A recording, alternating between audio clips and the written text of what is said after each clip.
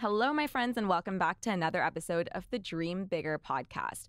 So today's episode is also a part of the 2024 Glow Up series, and today I'm getting into part 2.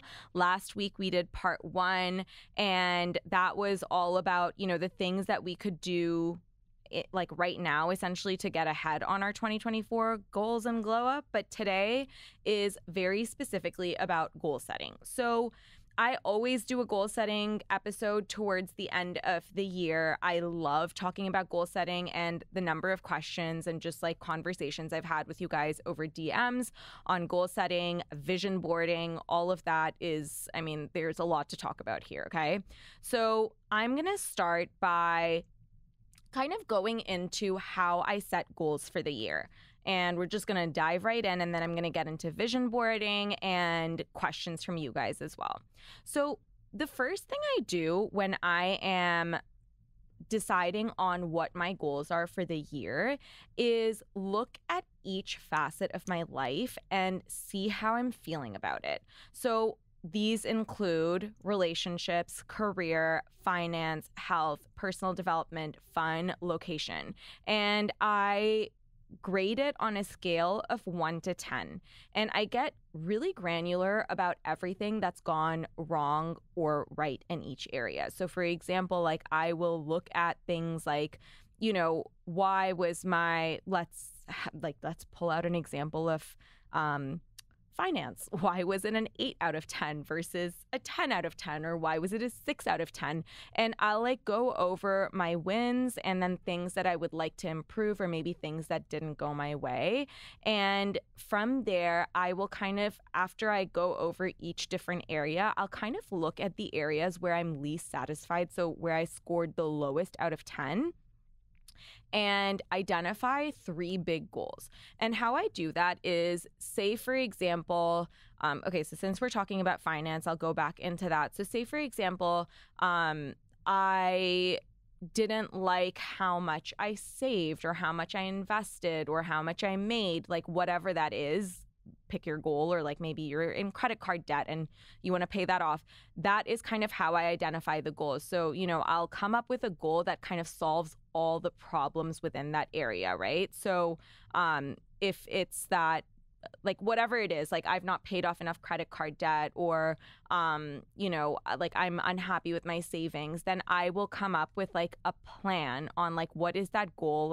Maybe I need to put away a little bit more per month so that I can funnel money into these larger financial goals that I have, or whatever it is. If I want to make a big purchase, then what does that look like? Or if it's from a career standpoint, I want to accomplish X by the end of the year. And then from there, I go into my plan. So what I do is every month I come up with more micro goals that'll get me closer to the big goals that I have, essentially, the big 3 goals. And I typically tend to have a personal top 5 every month.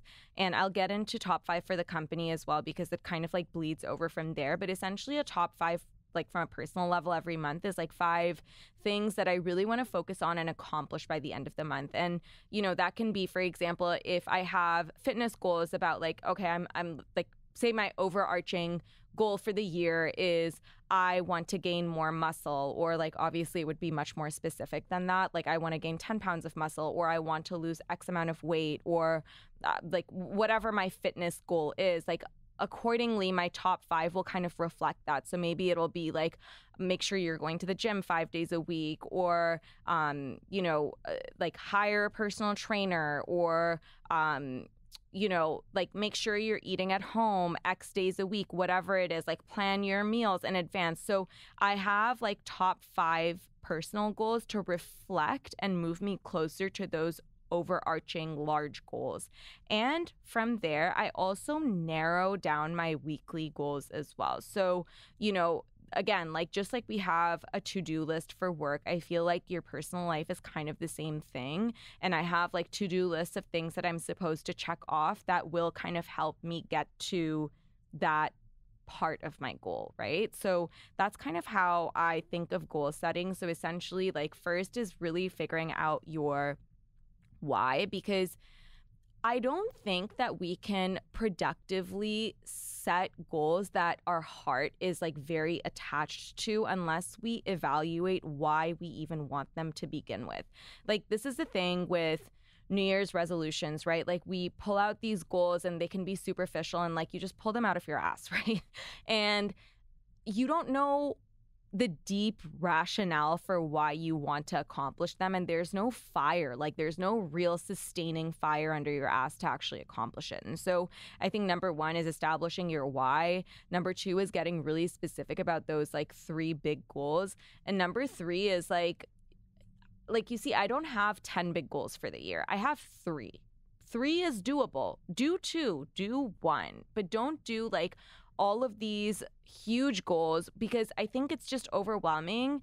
And if you don't end up accomplishing anything towards the end of the year, like in terms of like what's under your control, I feel like you just kind of feel let down. And so I think that's one of the big mistakes, that you set too many goals for yourself and then you end up accomplishing like nothing, and then you feel kind of bad about it. So that's what I would say. And then the last thing is that like having a plan, like a very tangible plan, is really important, because that's what you can control, right? Like, for example, if I do everything in my power to achieve a goal and I don't get quite that, quite at my goal, I don't feel bad about it, because I fundamentally changed as a person and improved as a human being in order to get close to that goal. And, sometimes it happens whereby the goal that I set for myself maybe didn't happen at the end of the year, but it happened like a year and a half in. So don't give up on yourself. But I do think that having a plan kind of helps you implement habits that allow you to continuously get closer to that goal. So that's kind of my goal setting exercise for the year. And then I'm going to get into audience questions from you guys as well, because you guys sent me a whole bunch. But before I do that, I want to get into vision boarding as well. So I've talked about vision boarding a ton. I do it every single year to kind of kick off the new year. And I find it such an inspiring, fun exercise. And it's crazy because so my vision board is a part of it's on my desktop. It's my desktop background and my phone background. So you can see it right here. But when I look at my my like vision board, it's crazy how much from the vision board happens towards the end of the year, or like by the end of the year, like how much you kind of accomplish. Like, I would say I'm looking at like this whole vision board, and I would say like probably 75% of the stuff on here has happened. And so I'll get into exactly how I do it, but essentially you save images and then you put it onto Canva. So in terms of how you save images, I kind of like to think of it in terms of like pockets of my life. So again, like I try to save a few images about relationships, about fun, like locations. So that can be like home or where you live, or like your surroundings. Relationships can be like friendships. Like, how do you want your friendships to feel? Finance can be things like money, like the experiences you want in your life. Like, what kind of like what do you want to do with your wealth? And that's kind of how I save my images. And then I put it together on Canva, and I use it as both my desktop and phone background, as I mentioned. The thing with vision boards, I think the reason why it works and why it's important is because I think that when goals are kind of in your face constantly and they're there as a reminder, I think subconsciously you just do things to like work towards it. Also, I think the more you interact with something that you want, the more it's normalized in your brain. That's what I mean. So I don't know, like if you have a picture of like, say, someone who's traveling, right? That's a part of your vision board, like a really nice like flight or whatever. And that's the thing that you're looking at every day. I feel like luxury travel kind of becomes something that's subconsciously normalized, and that's kind of what you work towards, right? So personally, I think vision boarding is it's so important to me, and it's so motivational to like save fun images. Like, just even that exercise is like such a fun thing to do. And like I think keeping your goals top of mind visually is also like very, very helpful. I know people who also do vision boards on a monthly basis. I've done this sometimes where like it's like a fun little micro vision board, but my big vision board exercise always happens towards the end of the year. It's always around the week of Christmas, because that week we have off work, and so I like use that week for personal development and getting really like granular about my goals and just clear about everything I want to accomplish in the new year, and also doing a very hefty review of the year prior. So that's kind of how I do it. All right, let's get into questions from you guys. So number one is how to not get overwhelmed by life goals. So I said it earlier on, is be really specific about your why. I think that having your why helps you be really, really laser focused. And I would also say don't try to do everything all at once, right? So as I said, like don't set 10 goals, set like 1 or 2 or 3, you know? I also find it really helpful to build up to your goals, right? So for example, if I'm starting a business today and I have done $0 and my goal is to do $100 million by the end of the year, and I've not even made $1, I feel like my brain is going to reject it and I'm not going to really see it as a goal. It's almost like a fantasy, right? Whereas if I've done 10 million in sales, that $100 million mark is no longer a fantasy, but it's something that I can tangibly work towards. Maybe not within 1 year, but you get much closer to it, right? So I think that goals are exactly like that. Like even outside a business perspective, I think you need to set goals based on what's believable for you. And of course, like miracles happen and people get really lucky. And like, I'm not saying that crazy things don't happen, but in your own brain, setting a goal that's actually realistic, that you can like take tangible steps to work towards, and like you think you're actually going to accomplish it by the end of the year. I think that really helps, because then there's really like you have a clear path forward and you're not going to disappoint yourself per se. Or like, again, if you don't get there 100% of the way, maybe you're there 80% of the way and you're like, oh wow, like I can do this. I can get really close to it, and that means I can accomplish it, and then move on to the next thing. Okay, next question. How do you embody change? Okay, I took notes. So I think number one is be really clear about why you're doing what you're doing. I think whatever you are trying to change into or evolve into, I think that thing, that version of yourself, it needs to be for you. And you almost have to develop this alter ego where you start embodying the version of yourself who is that person. So I'll give you an example, right? So again, I'll bring us back to finances, because I had historically been really, really bad at math. Okay. It was, oh my God, I was just horrible at it in high school. And it's not that I didn't try. I tried. It's just that my brain is like a lot stronger when it comes to creative pursuits over numbers. And so I had always told myself the story that, oh, I'm not good with numbers. And so, I don't need to be good at finances, and Nish will be good at finances, or, XYZ will take care of my finances. And it was never something that I wanted to take into my own hands, because I kept telling myself that, I was going to be bad at it. And then one day, a few years ago, I made this decision that I was going to become really good at my finances. And I told myself that, my history with numbers and, things like in that category kind of struggling had nothing to do with how I would conduct myself in my finances, and that this was actually a really important skill that I needed to master if I was going to be a successful businesswoman, which I am. And from there, as soon as I had that identity shift and I made that decision, every habit that I had completely changed. I started to read about finances. I came up with a plan. I no longer wanted to bury my head in the sand and like not care. It was up to me to care. And yes, like Nish may be good at finances, but good for him. Like I still wanted to learn regardless of whether he was, helping me or not. And I will say like very confidently that this is something that I fully handle on my own now.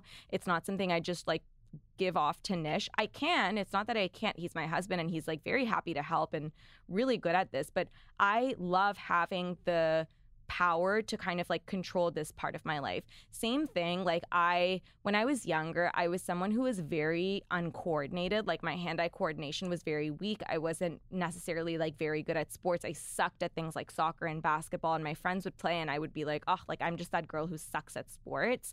And that's what I told myself my whole life. And then when I was graduating from college, I'd gained all this weight and I just felt like I just didn't feel like myself anymore. You know, I was very uncomfortable. I was very unhealthy. And I told myself that I was going to become someone who liked to work out. And I started with Pilates, and now this is a part of my identity. Like, this has been since 2013 that I made up my mind. So it's 10 years and I changed who I was fundamentally. It's not that I was born with like the best hand-eye coordination. I was not ever a very athletic person, but working out and fitness became a part of my identity because I knew that it would be something that would get me really far in life. And so I think you just need to change gears, you know, shift your identity and really embody that version of yourself who is that person. So I think that that's really important. Okay, moving on. I have more questions. They're all on Instagram. How do you set team goals with Arrae? Okay, so remember how I mentioned top fives that I do in my personal life where I identify 5 things that I want to accomplish by the end of the month? We as a company have the same system in Arrae. And it was actually from a business standpoint that the five goals actually, like, or monthly top 5 is that's what we call it. That's kind of like, it came first before the personal life thing. But I was like, this is so good from a business standpoint that I have to bring this into my personal life as well. So the top 5 that we do per month is essentially 5 goals that each team member has that they will accomplish by the end of the month. And we also do a review. So that can be, hold on, let me just see if I can pull up my top 5 and actually share them with you guys, or a few of them.